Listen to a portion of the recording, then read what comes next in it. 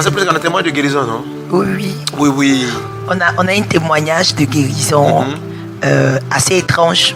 Ouais. Assez étrange. Ouais.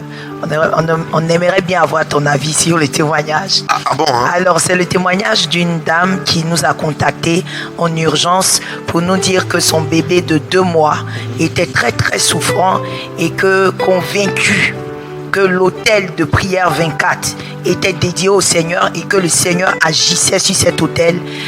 Bien qu'étant à l'hôpital au chevet de son enfant, elle voulait déjà faire une offrande au Seigneur pour sécuriser la vie de son enfant parce que l'état de son enfant était en train de se dégrader. Et donc, quand on a essayé de savoir ce qui n'allait pas, elle a expliqué que l'enfant avait du mal à respirer, l'enfant avait une forte toux. Et ce qu'on avait pu trouver dans tout ça, c'était le palu. C'est ce que les examens avaient révélé. Mais le bébé s'était tellement affaibli que l'enfant n'arrivait plus à téter, à s'allaiter. Alors que c'est un signe pas très bon quand on allait un bébé et tout. Et le jour où on a échangé avec elle, l'enfant venait d'être mis sous oxygène parce que c'était difficile pour l'enfant de respirer seul et tout. Elle a dit, Pasteur Prisca, je me sens triste à l'intérieur de moi, mais j'ai confiance au Seigneur. Et ce matin, j'étais de 3h à 6h, j'étais à la prière au chevet de l'enfant. Je sais que Dieu peut faire et va faire pour moi. Je veux juste que tu me donnes un numéro. Je vais faire mon offrande. Je veux précéder la guérison de mon bébé avec cette offrande-là. Et on a prié ensemble. Après, la maman s'est assoupie sur le lit de son bébé et elle a été réveillée par une main qui l'a touchée. Quand elle a levé les yeux, c'était un homme. Elle a décrit comme étant étrange. Elle dit un homme étrange, mais en tenue de médecin. Il avait mis une blouse. Et ce qui était particulier, c'est qu'il ne m'a pas demandé la température du bébé. Il ne m'a pas demandé le bilan de l'enfant. Il m'a juste dit, réveille-toi, on va ensemble prier pour ton bébé. Et elle a dit, cet homme l'a imposé les mains à l'enfant. Et quand l'homme l'a réveillé? L'homme l'a réveillé parce qu'elle était assoupie sur lui. Il a touché quand elle s'est réveillée. Il lui a dit, réveille-toi, ensemble on va prier pour ton enfant. Donc elle pensait que c'était un médecin qui allait demander l'état et tout. Elle pensait, et d'ailleurs l'équipe médicale était sur le point de mettre une sonde. Il était habillé comme un médecin. Comme un médecin, il avait une blouse blanche. Donc l'équipe médicale était sur le point de...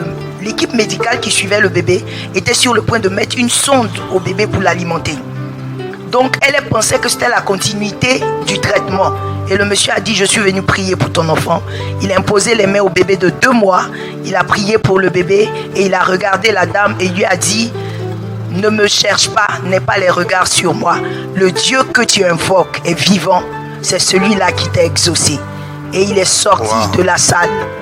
Et à 16h, la mère qui était en détresse à 11h quand elle m'appelait, à 16h, elle m'a appelé Pasteur Prisca, Pasteur Prisca, Pasteur Prisca. Donc ça s'est passé dans la journée? Dans la même journée, pasteur.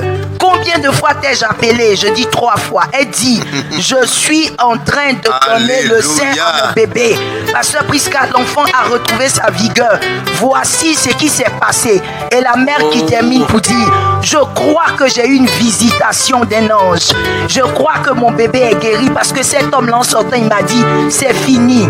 Alléluia. Et quand l'équipe médicale même est venue, ils ont constaté que l'état de l'enfant s'améliorait, mais les médecins voulaient le garder en observation parce qu'ils ne comprenaient pas comment on est passé d'un état aussi critique en quelques heures à un état comme celui-là. Ils ont voulu prendre des précautions et ils se sont dit, on va quand même mettre un ballon. Mais pasteur, partout où on piquait le bébé pour lui mettre un ballon, il y avait une enflure. Partout, on ne trouvait pas de veine. Donc ils ont regardé la maman, ils lui ont dit, bon écoute, on pense que l'enfant se porte bien sans soin. Vous pouvez rentrer. Et ils ont été libérés.